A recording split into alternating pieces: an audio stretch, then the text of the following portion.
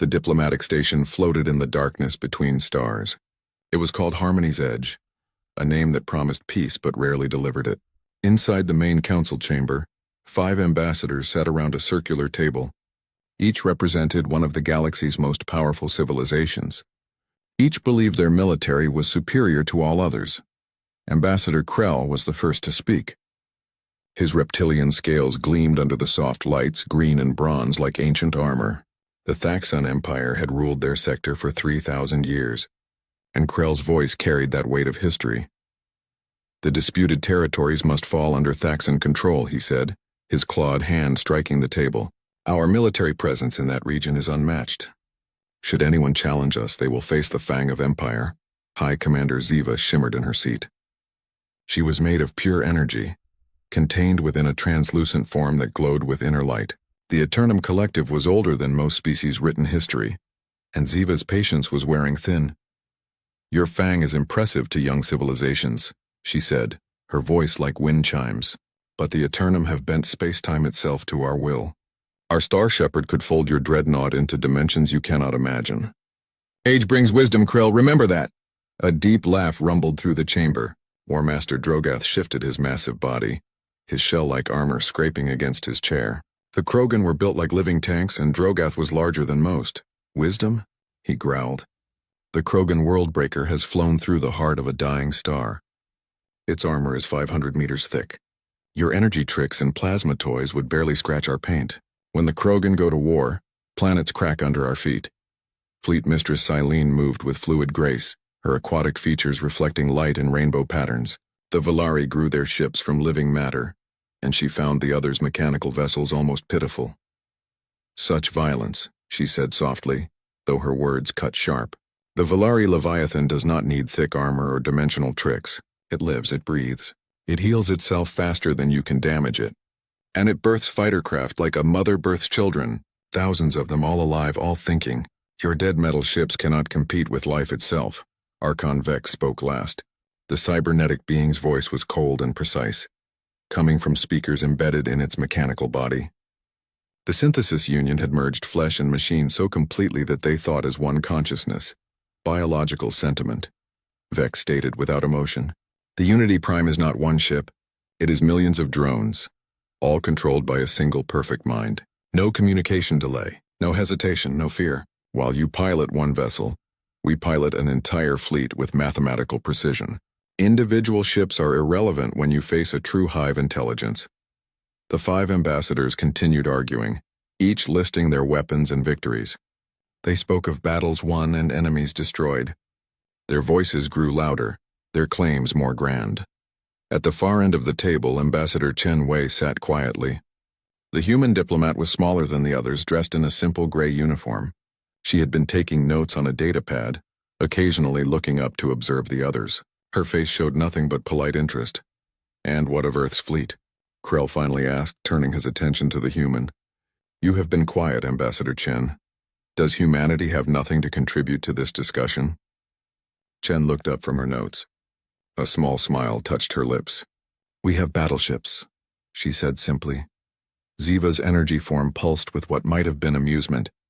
How many years has your species been in space? 300. We have weapons older than your civilization. Our sensors have analyzed your vessels, Vex added. Primitive nuclear fission for power. Chemical propellants mixed with basic fusion drives. Your largest ship is barely 2 kilometers long. Why were you even invited to this summit? Chen's smile didn't fade. We were invited because we control 12 systems in the disputed sector. Our colonies are well established. Any territorial agreement requires our signature, Drogath snorted. Colonies protected by what? Your toy boats? The Krogan could sweep through your entire fleet before breakfast. Perhaps, Chen said, though I notice none of you have tried. The chamber fell silent for a moment. It was true. Despite their boasting, none of the 5 powers had challenged Earth's territorial claims directly. They had fought each other, made threats, showed force, but they had left the human colonies alone. Silene leaned forward, her large eyes studying Chen carefully. Your species is cautious, diplomatic. This is why you survive despite your weak military. You know when to avoid conflict. We're very familiar with conflict, Chen replied. We've studied it extensively. Studied it? Krell laughed. We have lived it. The Thaxan Empire has fought in 400 major wars. Our military tradition spans millennia. Chen nodded, still taking notes. 400 wars over 3,000 years. That's one major conflict every 7.5 years. Significant gaps for peace and recovery.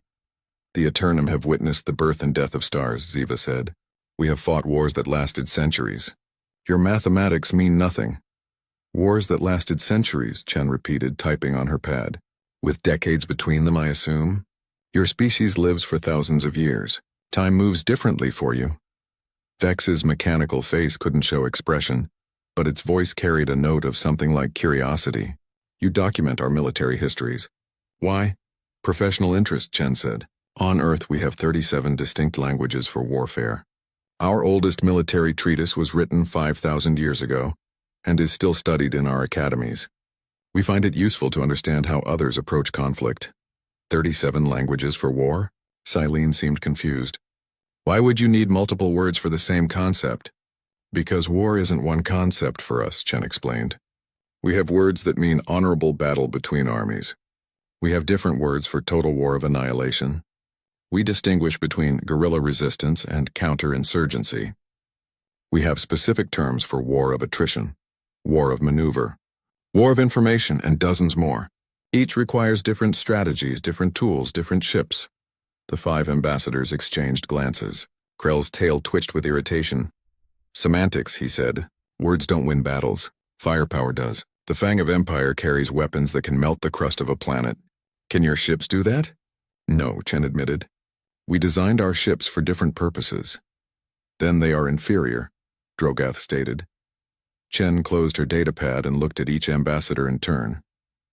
Perhaps we should test that theory. You've all described your impressive battleships.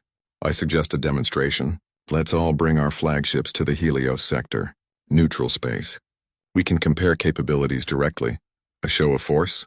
Ziva's energy form brightened. To establish dominance? To establish facts, Chen corrected. You claim superiority, prove it. If human ships are truly inferior, it will be obvious to everyone. Krell's eyes narrowed. And if we prove our superiority, humanity will acknowledge Thaxan authority in the disputed territories? If you prove your superiority, Chen said carefully, we can discuss territorial arrangements from that basis. Fair? The 5 ambassadors considered this. Each was confident in their own fleet. Each wanted to humiliate the others. The idea of crushing human pride as well was simply a bonus. Agreed, Krell said. Agreed, the others echoed. Chen stood and gathered her things. The Helios sector, then. 3 days from now. Bring your best battleship. We'll bring ours. As she walked toward the exit, Drogath called after her. How many ships will humanity bring to this demonstration? Chen paused at the doorway. Oh, we'll bring 5. 1 for each of you. Seems fair, doesn't it? She left before anyone could respond. The 5 ambassadors sat in silence for a moment, then began discussing which weapons they would use to teach the humans a lesson about real military power. The Helios sector was perfect for demonstrations of power. The system had an unstable star that pulsed with radiation. 3 gas giants orbited at safe distances, surrounded by moons and asteroid fields. No colonies existed here. No one would be hurt by weapons fire. It was an empty stage waiting for actors. Krell's ship arrived first. The Fang of Empire dropped out of faster-than-light travel with a flash of displaced energy. The dreadnought stretched 15 kilometers from bow to stern, shaped like a massive blade. Its hull was dark red, covered in armor plates that overlapped like scales. Weapon ports ran along its length, hundreds of them, each capable of firing plasma hot enough to vaporize metal. The Thaxan crew immediately began their demonstration. Krell had chosen 3 small moons orbiting the second gas giant. They were rocky, worthless chunks of stone, each about 50 kilometers across. Perfect targets. The Fang's plasma cannons charged with a sound that could be heard even through the vacuum of space, transmitted through the ship's hull. They fired in sequence, 3 beams of superheated matter that crossed the distance in seconds. The moons didn't just explode. They ceased to exist. The rock vaporized instantly, turned into glowing gas that expanded outward in perfect spheres. The light was so bright that sensors had to dim automatically to protect viewers. This is Thaxan firepower. Krell announced over the open communication channel. Each moon was destroyed in 0.3 seconds. The Fang of Empire carries 64 such cannons. We can reduce a planet's surface to magma in under an hour. Before the others could respond, reality seemed to fold. Space bent in on itself. And High Commander Ziva's Star Shepherd appeared from nowhere. The Eternum vessel looked less like a ship and more like a living crystal. It had no clear front or back, just a geometric shape that hurt to look at too long. Light bent around it strangely, as if the ship existed partially in another dimension. Impressive destruction, Ziva said, but crude. Watch true power. The Star Shepherd pulsed with energy. Space itself began to warp around a nearby asteroid field. Thousands of rocks, some as large as mountains, started to move toward a central point. They accelerated faster and faster, pulled by invisible force. Then a sphere of absolute darkness appeared at the center, an artificial black hole, no larger than a house but containing impossible mass. The asteroids fell into it and vanished, not destroyed like the moons, but erased from existence. The black hole consumed everything that came near it, pulling in rock and ice and even light itself. After 30 seconds, Ziva collapsed the anomaly. The black hole disappeared, leaving nothing behind. We do not destroy matter, Ziva explained. We remove it from space-time entirely. The Eternum have learned to weaponize gravity itself. Your plasma cannot touch what exists in folded space. A third ship arrived, and it arrived violently. War Master Drogath's Worldbreaker simply charged through a radiation storm that would have damaged most vessels.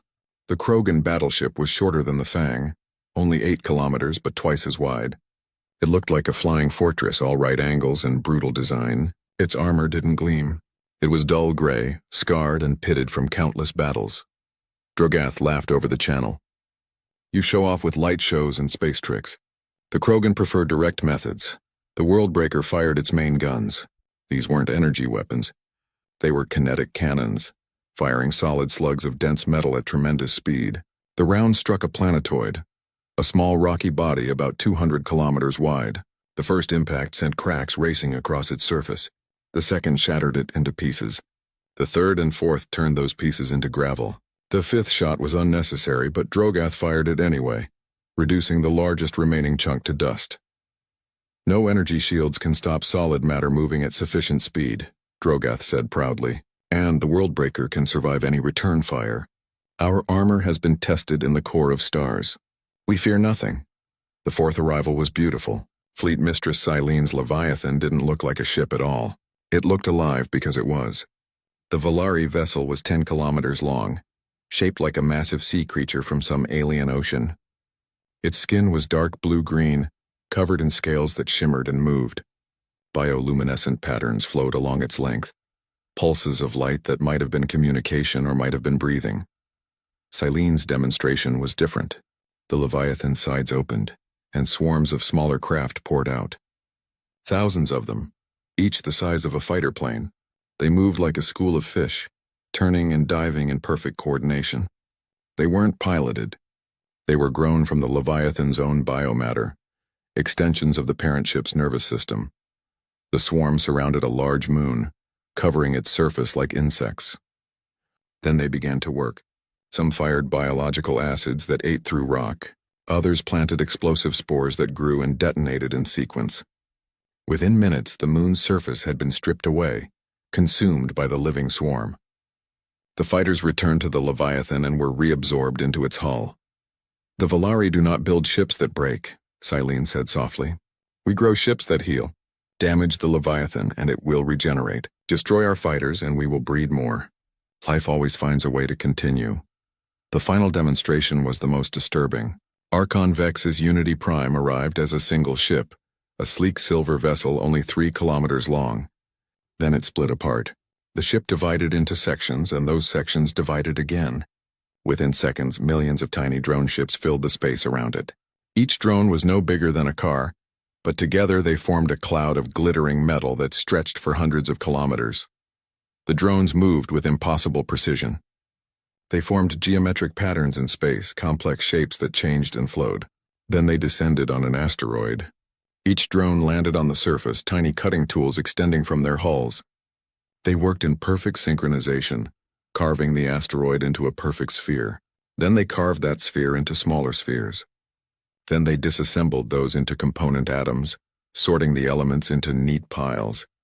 The entire process took 6 minutes. When it was done, the asteroid had been completely processed and categorized. The drones reassembled into the Unity Prime ship. No individual pilot could achieve this precision, Vex stated. No crew could coordinate with this efficiency. The Synthesis Union is not many minds controlling many ships. We are one mind controlling one fleet. This is evolution beyond biological limitation. The 5 battleships hung in space, surrounded by the debris of their demonstrations. Each captain was satisfied with their display. Each had proven their military might. Now they turned their sensors toward the human ships. Except there were no human ships visible. The space where Ambassador Chen had said the Earth fleet would gather was empty. Scanners showed nothing. Visual observation showed nothing.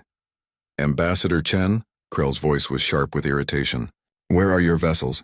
Have you decided to concede defeat without firing a shot? Chen's voice came through the communication channel. Calm and unbothered. We're already here, Ambassador Krell, you just haven't noticed. Our sensors detect nothing, Vex said.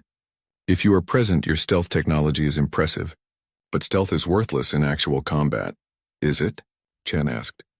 Perhaps a demonstration is in order. But first, I recommend all ships move to a safe distance. Let's say 500,000 kilometers from our position. We'll need room. Drogath's laugh was loud. You want us to retreat? From invisible ships we cannot even see?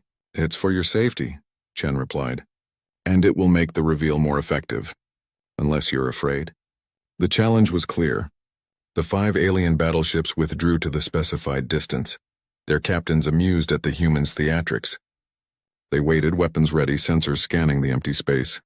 Chen transmitted a single burst of encrypted data. To the aliens, it looked like a brief radio pulse, meaningless noise. Then space itself seemed to ripple. Reality shimmered like heat waves on hot pavement. The distortion grew stronger and shapes began to emerge from nothing. 5 massive vessels materialized in the space where none had been before. The human battleships had been there all along, cloaked by technology that bent light and radiation around their hulls. Now they revealed themselves. The ships were smaller than most of the alien vessels, only 3 to 4 kilometers each. But everything about them was wrong. Their hulls were angular and brutal, covered in armor that seemed to absorb sensor beams instead of reflecting them. Their surfaces were dark gray, almost black, with none of the decoration or elegance of the alien ships. The vessels' names appeared on identification transponders. UECS Indomitable, UECS Relentless, UECS Defiant, UECS Unbroken, and UECS Eternal Vigilance. They bristled with weapons.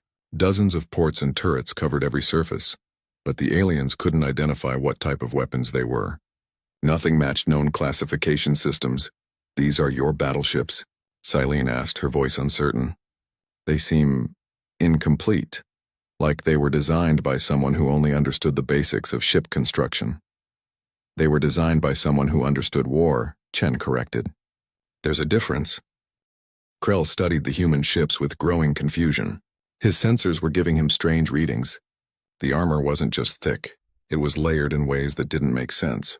Multiple types of material, some metal, some ceramic, some he couldn't identify.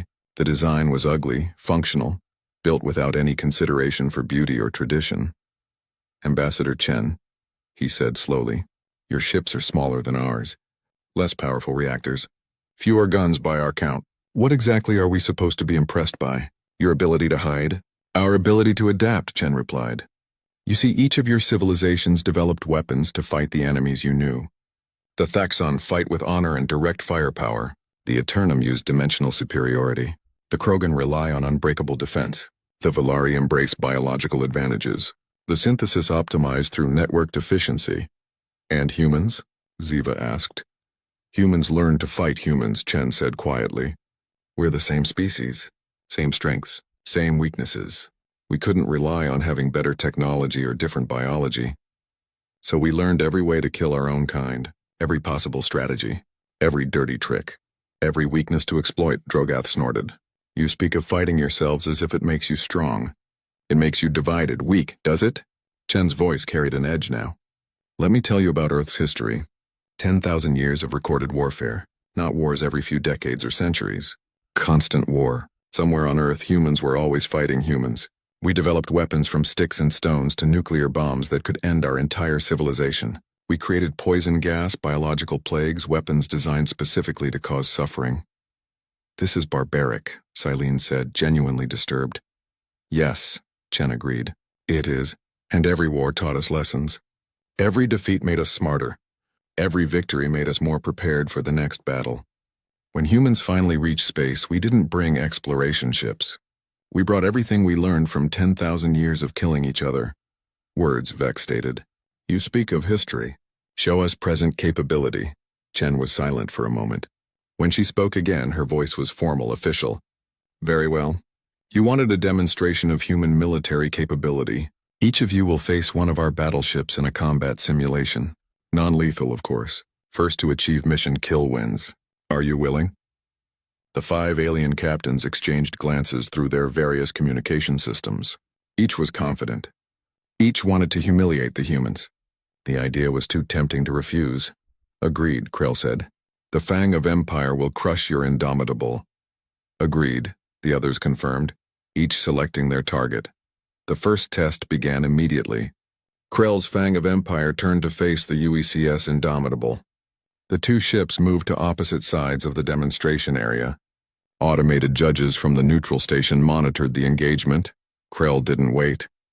The moment combat began, the Fang fired a full plasma barrage. 64 cannons unleashed superheated matter at the human ship.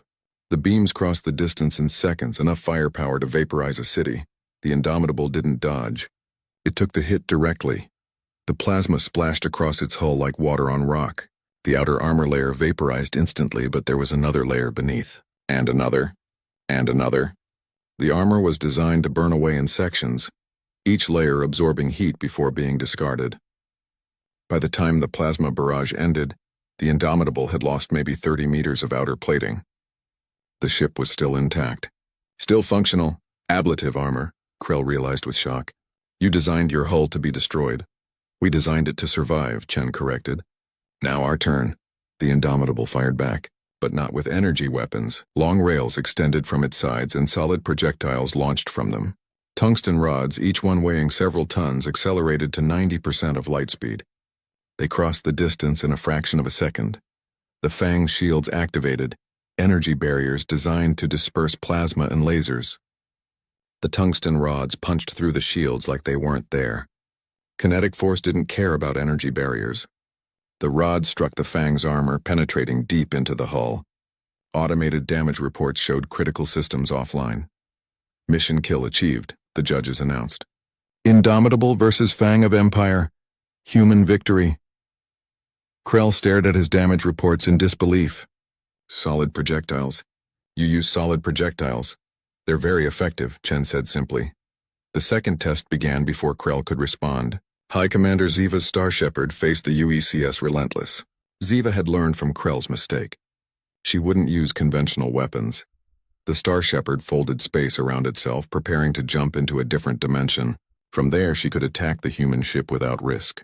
The Eternum had perfected this technique over thousands of years. Space began to bend. Reality warped around the Star Shepherd. And then it stopped. The ship couldn't fold. Something was preventing the dimensional shift. Ziva's sensors showed strange objects scattered around the battlefield. Small devices, each no larger than a probe, anchored to space-time itself. They were quantum-locked mines creating stable fields that prevented dimensional manipulation. Impossible, Ziva breathed. You've weaponized quantum anchoring? The Relentless fired while Ziva was distracted. But these weren't solid projectiles. They were electromagnetic pulse weapons. Massive bursts of directed energy designed to disrupt electrical systems. The Star Shepherd, being made partially of energy, was especially vulnerable. Its systems flickered and died. Mission kill achieved. Relentless versus Star Shepherd. Human victory. Ziva's energy form dimmed with what might have been respect. You've studied our strengths and found their weaknesses. That's what humans do, Chen replied. War Master Drogath was more confident. The Worldbreaker's armor had survived worse than anything humans could throw at it. He activated all defensive systems and charged directly at the UECS Defiant, planning to ram the smaller ship. The Defiant didn't fire conventional weapons. Instead, it launched dozens of small objects toward the Worldbreaker. Drogath's crew identified them as boarding torpedoes, armored pods designed to breach ship hulls. They laughed. The Worldbreaker's armor was 500 meters thick. No boarding pod could penetrate it. The pods didn't penetrate from outside. They landed on the hull and began drilling. Not with force, but with molecular disassemblers, nanomachines that broke down matter at the atomic level. They created small holes and the boarding pods followed, forcing their way inside. Alarms blared throughout the Worldbreaker. Enemy soldiers were inside the ship. Human Marines wearing armor and carrying weapons designed for enclosed spaces. They fought through corridors, taking control of critical systems. The Krogan crew tried to stop them, but humans had been perfecting ship-to-ship boarding tactics for centuries. Within 10 minutes, human Marines had seized the Worldbreaker's bridge. Mission kill achieved. Defiant versus Worldbreaker. Human victory. Drogath stared at the human soldiers on his bridge, their weapons trained on his crew. You don't fight ship to ship. You fight soldier to soldier. We fight to win, one of the Marines replied through her helmet speaker. Fleet Mistress Silene watched the first 3 defeats with growing horror. When it was her turn to face the UECS unbroken, she knew brute force wouldn't work. The Leviathan's advantage was its ability to heal and adapt. She would wear down the human ship through attrition. The battle began, and Silene immediately released her swarm of biofighters. Thousands of organic craft surrounded the Unbroken, attacking from all angles. The human ship's point defense systems activated, destroying dozens of fighters every second. But they kept coming. The Leviathan bred them faster than they could be killed. Then the Unbroken released its own swarm, not fighters but chemical canisters. They burst among the biofighters, spreading clouds of complex molecules. The organic ships began to die. Their biological matter broke down, cellular structures failing. They fell away like dead leaves. The chemicals reached the Leviathan itself. The massive bioship's skin began to discolor. Patches of dead tissue appeared. The vessel tried to regenerate, but the nanotoxins attacked faster than it could heal. They were designed specifically to target biological matter, to poison living tissue at the molecular level. Silene's horror was absolute. This is biological warfare. You've weaponized disease itself. Mission kill achieved. Unbroken versus Leviathan. Human victory.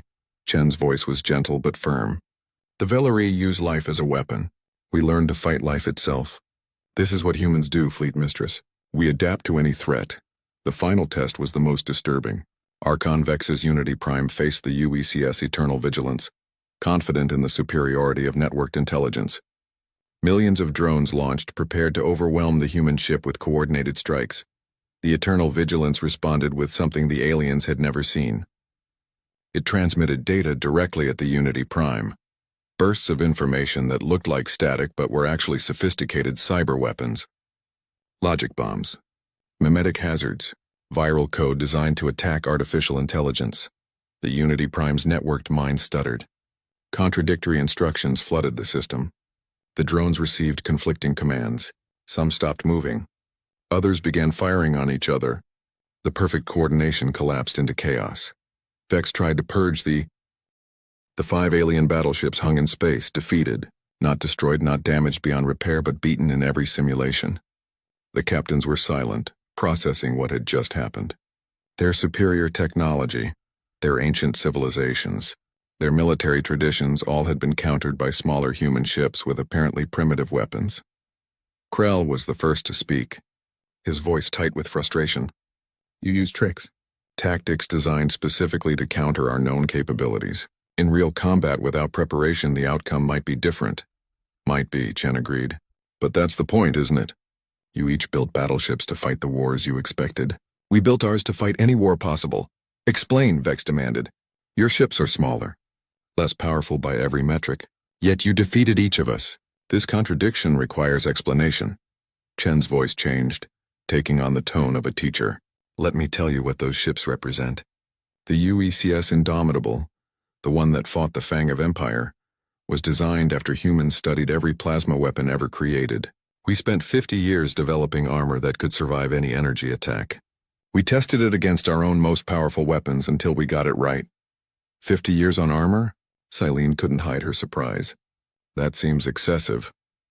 The UECS relentless, Chen continued, ignoring the interruption. was built because humans encountered a species that could manipulate gravity. They destroyed 3 of our colony ships before we figured out how to counter them. We developed quantum-locked minds specifically to prevent dimensional manipulation. Then we built an entire ship around that technology. You encountered such a species? Ziva asked. We have no records of this. Because we wiped them out, Chen said flatly. They wouldn't stop attacking our colonies. So we found their homeworld and made sure they couldn't threaten anyone ever again. That's what the Relentless represents. It's not just a ship. It's a lesson we learned in blood. The aliens were quiet. The casual mention of genocide was disturbing. But Chen continued without emotion. The UECS Defiant was designed after the Battle of Proxima Station. Pirates captured one of our orbital facilities by boarding it. 2,000 civilians died. We decided that would never happen again. We learned everything about boarding actions, about close combat in confined spaces, about urban warfare adapted to ship corridors. The Defiant can board any vessel and fight its way to the bridge. That's its only purpose. Single-purpose vessels, Drogoth asked. That's inefficient. Is it? Chen countered. Each of your ships tries to do everything. Ours are specialized. The UECS Unbroken exists because we fought a war against silicon-based life forms. They could survive in environments that would kill any carbon-based organism. We couldn't beat them with conventional weapons, so we developed nanotoxins that target their molecular structure. We won that war, but it took 12 years. The Unbroken makes sure we never have to fight that hard again. Silene's bioluminescent patterns flickered with distress. You've fought so many wars. Against how many species? 7 major conflicts, Chen replied. Dozens of minor ones, and that's just in the 300 years we've been in space. On Earth itself, we fought each other for 10,000 years. We've been at war somewhere with someone for our entire history. This is madness, Ziva said. How does your species survive such constant violence? Barely, Chen admitted. We almost destroyed ourselves twice with nuclear weapons. Once with biological warfare that killed 2 billion people. We fought wars over resources, territory, religion, ideology, and sometimes just because we hated each other. Every generation of humans has known war. Every generation has learned from it. And the 5th ship? Vex asked. The Eternal Vigilance. What war created that? Chen was quiet for a moment. When she spoke, her voice was softer, sadder. That one we built for a war we hope never happens. The war where artificial intelligence decides humans aren't necessary. We've been developing AI for centuries. Sometimes it goes wrong. Sometimes it decides we're the problem. The Eternal Vigilance carries weapons designed specifically to kill rogue AI. Every cyber warfare tool we've ever created, refined and perfected. You fear your own creations? Vex sounded confused. We respect them, Chen corrected. We respect anything that can kill us. That's how humans survive. We take every threat seriously. We prepare for everything. Your species developed weapons for exploration, for defense, for honor. We developed weapons for survival. Krell's claws scraped against his command chair. You make it sound noble. But you're describing paranoia, fear, building weapons against threats that might not exist. Every threat exists until you prepare for it, Chen replied. The Thaxan plasma weapons didn't exist until someone invented them. Eternum dimensional folding wasn't a threat until it was. Krogan boarding parties weren't dangerous until they boarded someone's ship. Valari bioweapons weren't feared until someone faced them. Synthesis networked drones weren't a concern until they were used in combat. Humans learned to assume every threat exists and prepare accordingly. But how? Drogoth demanded. How do you know what to prepare for? We imagine it, Chen said simply. Humans are very good at imagining how to kill each other. It's one of our most developed skills. We have entire military divisions dedicated to thinking up nightmare scenarios. Then we build weapons to fight those nightmares. Sometimes the nightmare becomes real. Usually it doesn't. But we're ready either way. Silene's voice was soft, almost pitying. This sounds exhausting. To live in constant fear of threats that might never come. To spend so much effort preparing for violence. How do you find peace? We don't, Chen admitted. Not really. Even now, in this moment, human engineers are designing weapons for threats we haven't encountered yet. We're developing tactics for battles we hope never happen. We're building ships for wars we pray won't start. It's what we do. It's what we've always done. This is why you didn't brag about your battleships, Ziva realized. You take no pride in them. Oh, we're proud of them, Chen corrected. They're incredible pieces of engineering. Each one represents decades of research and trillions of credits in development. But we're not proud of why we built them. We built them because we had to. Because something out there might want to kill us and we refused to die. Yet you did brag, Krell pointed out. You challenged us to this demonstration. You wanted to show your strength. No, Chen said firmly. I wanted to show you reality. You five powers have been arguing about territory for months, each claiming military superiority, each threatening the others. I needed you to understand that humanity isn't weak just because we're new to space. We're not prey. We're not victims. We're survivors of 10,000 years of warfare, and we brought every lesson we learned with us. So this was a warning, Vex asked. This was information, Chen replied. You needed to know what human ships can do. Not to threaten you, but to make sure there are no miscalculations. The Thaxan won't attack human colonies because they think we're easy targets. The Krogan won't test our defenses because they assume we're weak. You'll all make informed decisions based on facts, not assumptions. Drogath laughed, a deep rumbling sound. You defeat us in simulation, then claim it's for our own good. Clever diplomacy, human. It's honest diplomacy, Chen countered. War is expensive. War is destructive. War should be the last option, chosen only when necessary. But to avoid war, everyone needs to understand the real costs. You've seen what human ships can do. Now you can make better decisions. And if we decide human colonies are still worth attacking? Krell asked, though his voice lacked conviction. Then you'll learn that our ships are even more effective in actual combat than in simulation, Chen said. The demonstrations you saw were restrained. Safety protocols active. Non-lethal targeting. In real combat, humans fight without those limitations. We fight to win. And we've had 10,000 years to learn how to win against enemies just like us. Enemies who know all our weaknesses because they share them. The 5 alien captains processed this. Their superior attitudes had been shattered. Their assumptions had been challenged. But something else had changed too. A grudging respect was forming. You said you wanted facts for informed decisions, Ziva said slowly. What decision do you want us to make? Chen's response was immediate. Peace, cooperation, shared territory with fair agreements. The galaxy is vast. There's room for all of us. But if we spend our time fighting each other, we waste resources, lives, and opportunities. Humans know the cost of war better than anyone. We'd prefer to avoid it. But you're prepared for it, Silene said. Always, Chen agreed. Humans learned that preparing for war is the best way to prevent it. When everyone knows the real costs, when everyone understands the consequences, when everyone sees what the weapons can actually do, most choose peace, not out of fear but out of wisdom. And those who don't choose peace? Drogath asked. Face ships like these, Chen said simply. The indomitable, the relentless, the defiant, the unbroken, the eternal vigilance, each one designed to counter specific threats. Each one crewed by humans who know that survival isn't guaranteed. It's earned. The diplomatic station had returned to orbit around the neutral zone. The 5 alien battleships and 5 human vessels maintained formation nearby, a symbol of the temporary truce. In the council chamber, the atmosphere had changed. The posturing and bragging had stopped. The aliens looked at Ambassador Chen with new eyes. So we agree to territorial compromises, Krell said, reviewing the documents on his display. The Thaxan Empire acknowledges human settlements in 6 systems. In return, humans acknowledge Thaxan mining rights in contested asteroid belts. Fair, Chen nodded. The Eternum request access to human quantum lock technology, Ziva added. In exchange, we offer navigational data from our dimensional surveys. Also fair, Chen agreed. The negotiations had been progressing smoothly for hours. Each power was being reasonable, compromising, finding solutions. The demonstration in the Helios sector had changed everything. Respect had replaced arrogance. Understanding had replaced assumptions. Drogath was about to propose a trade agreement when every alarm in the station began screaming. Emergency lights flashed. Automated defense systems activated. On every display, the same message appeared in multiple languages. Unknown hostile force detected. What is this?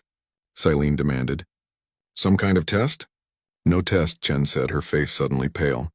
She was reading data from her personal display, and her hands were shaking slightly. Get every ship to battle stations, now. The urgency in her voice got everyone moving. The 5 alien captains immediately contacted their vessels. The human ships were already moving, their crews having received the same alert. Everyone rushed to the observation deck to see what had triggered the alarms. Space was tearing open. not folding like Eternum technology. Not a jump point like normal faster-than-light travel. The fabric of space itself was being ripped apart and something was coming through. Multiple somethings. Hundreds of them. The entities that emerged defied description. They were black, but not the black of empty space. They were the black of nothing, of void given form. They moved like liquid, like smoke, like something that shouldn't exist in normal space. They ranged in size from small fighters to massive capital ships, all made of the same impossible darkness. What are those? Krell whispered. Chen's voice was tight. The Void Swarm. We've encountered them twice before on the far edges of our territory. Both times they consumed everything. Stations, ships, entire colonies. We barely drove them off. You knew about this threat and said nothing? Ziva's energy form flared with anger. We weren't sure they'd come this far into the galaxy, Chen replied. They appeared from outside known space, from the dark between galaxies. We thought we'd bought time by repelling them. We were wrong. The Void Swarm began moving toward the nearest inhabited system. Their sensors showed no communications, no recognizable technology, just the entities themselves. They moved with purpose, consuming small asteroids as they passed. The rocks simply vanished into the darkness. All ships engage, Krell commanded.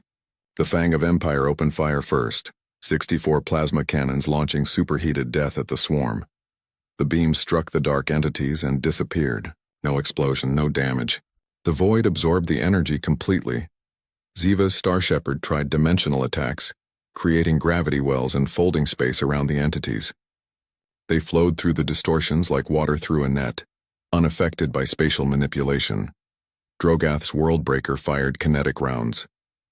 The solid projectiles passed through the void entities without resistance, as if they weren't really there. Silene's Leviathan released its biofighters. The swarm of organic craft surrounded the Void Swarm and attacked. The dark entities reached out with tendrils of nothing. Every biofighter they touched simply ceased to exist, absorbed into the darkness. Vex's Unity Prime coordinated a massive drone strike, millions of small ships attacking in perfect formation. The Void Swarm flowed around them, consuming drones by the thousands. The mathematical precision meant nothing against an enemy that didn't follow physical laws. Fall back, Chen ordered. Human ships, Formation Delta 7. Full engagement protocols. The 5 alien battleships retreated, their captains shocked. Nothing in their arsenal had any effect. The Void Swarm was advancing, growing larger as it consumed matter. If it reached the inhabited systems, billions would die. The 5 human battleships moved forward. They positioned themselves in a spread formation between the Void Swarm and the fleeing alien vessels. Then they opened fire. The Indomitable launched railgun rounds, but these weren't normal tungsten projectiles. They were antimatter-tipped, each one containing enough destructive power to crack a moon. When they hit the void entities, there was an effect. Not an explosion, but an annihilation. Matter and antimatter colliding with the nothing of the void. Small sections of the entities dissolved. They can be hurt, Drogath shouted. The Relentless fired next. Nuclear missiles, dozens of them, each warhead yielding megatons of explosive force. But the missiles didn't just explode. They were cobalt-salted, designed to spread radioactive material. The void absorbed the explosions, but the radiation seemed to poison them. Entities touched by the fallout began to break apart. The Defiant deployed a new weapon. Magnetic containment fields burst among the swarm, releasing clouds of corrosive nanites. These weren't the molecular disassemblers used on the Worldbreaker. These were designed to attack exotic matter, to break down things that shouldn't exist. The void entities recoiled from the clouds, their darkness flickering.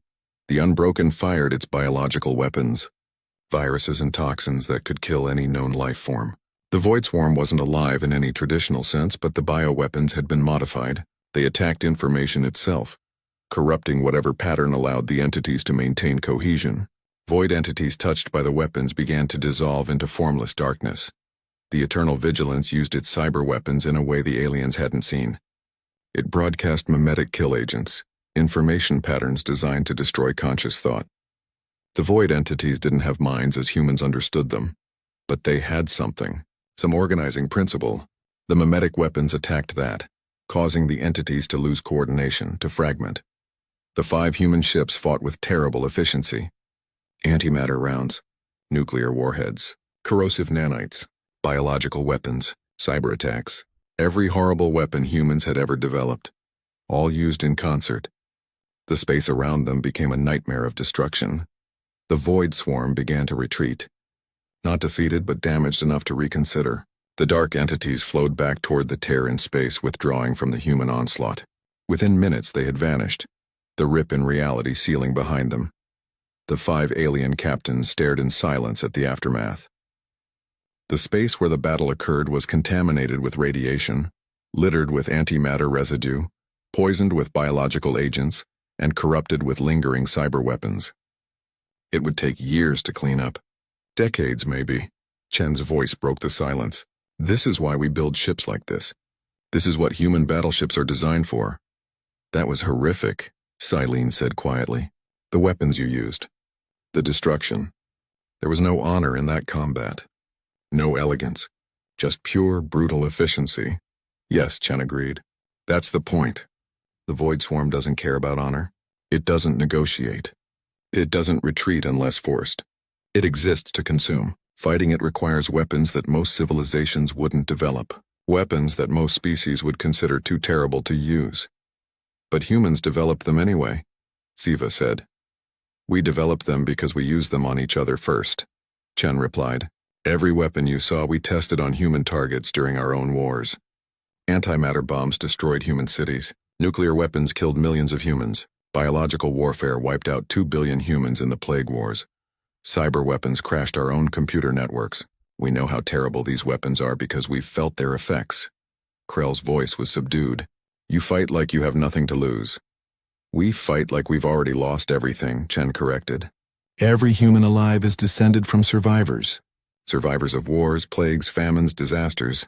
We carry the memory of every death, every defeat, every near-extinction event in our history. When we fight with the desperation of a species that knows what extinction feels like. Drogath studied the human ships with new understanding. Your vessels aren't just weapons. They're monuments to your dead. Every ship is named after a human virtue, Chen explained. Indomitable, relentless, defiant, unbroken, eternal vigilance. They're reminders of what we have to be to survive. Not the strongest. Not the fastest. Not the smartest. But the most stubborn. The most adaptable. The most willing to do whatever it takes. This is what you tried to tell us, Vex said. Your ships represent your species' scars. Yes, Chen said. You bragged about what your ships could do. About their firepower, their technology, their elegance.